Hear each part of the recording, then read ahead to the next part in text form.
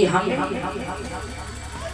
हमारा बेटा राजा तो बन जाएगा और मैं श्री रामचंद्र जी का 14 वर्ष का वनवास मांगते। अब जब 14 वर्ष का वनवास सुना तो जमीन पे राजा गिर गया और मानो कलेजे का टुकड़ा कोई छीन के लिए जा रहा हो। राजा दशरथ के मूर्छा आ गई, लेकिन उसके कई को दया जिस समय आज राजा मूर्छा से जमीन पे पड़े, उसी समय इधर राम जी को बुलवाया केकई ने। जब केकई ने राम को बुलवाया, राम जी आते हैं और राम जी ने एक बात कही है, माँ हमें कैसे आपने बुलाया है और हमें बताइए ये पिताजी की हालत। बोले सुनो राम, अब आप राजा नहीं बनेंगे, राजा हमारा भरत बनेगा और आपके लिए 14 वर्ष का वनवास। अच्छा प्यारे, 14 वर्ष का वनवास क्यों मांगा? 5 कर लेते, 4 कर लेते, 10 कर लेते, 15 कर लेते, लेकिन नहीं। बताया जाता है कि 3 लोग हैं और 14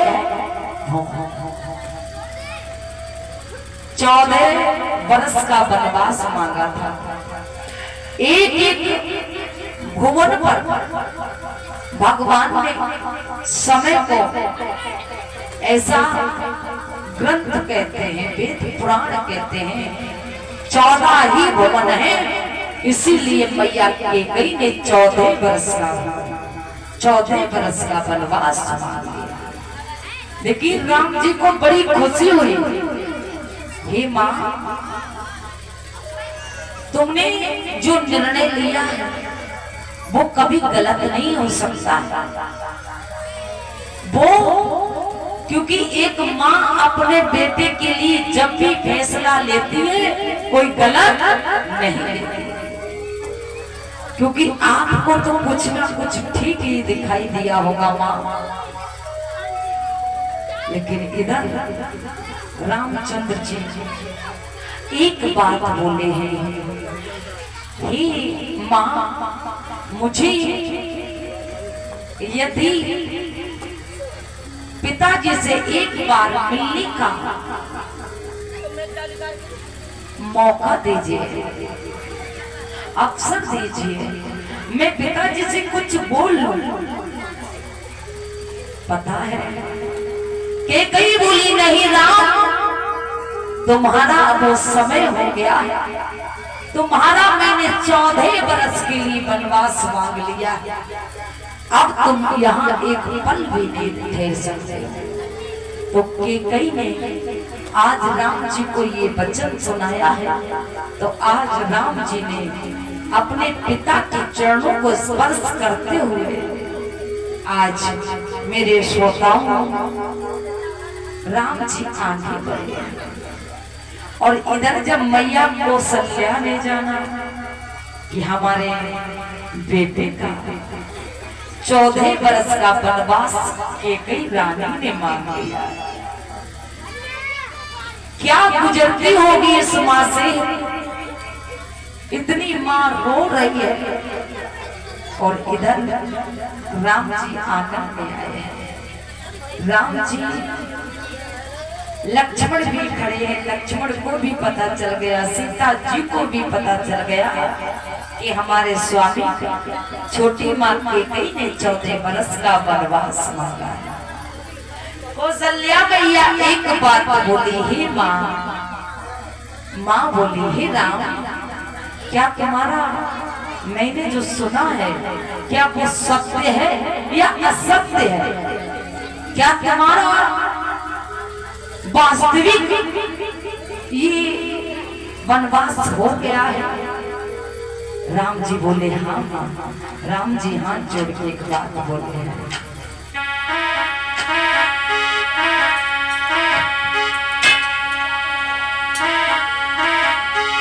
कि राम बना के माँ और जाता रे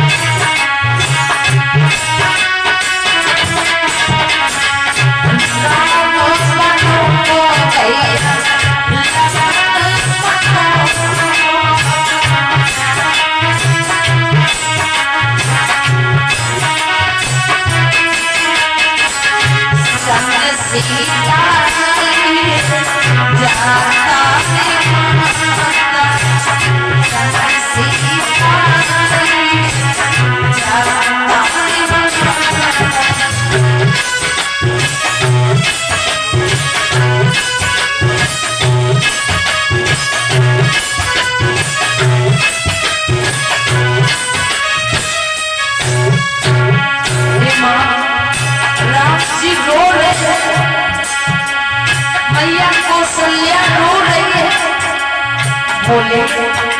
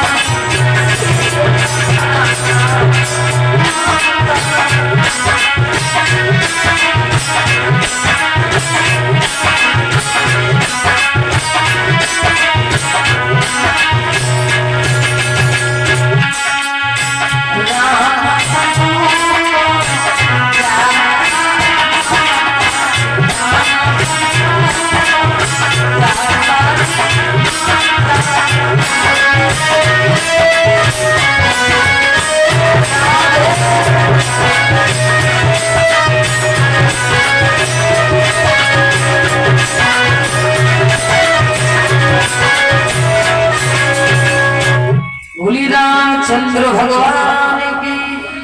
अब इधर इधर तो राम जी ने एक बात कही है, हम जा रहे हैं साथ में सीता भी नहीं मान रही है और साथ में लखन भैया भी नहीं।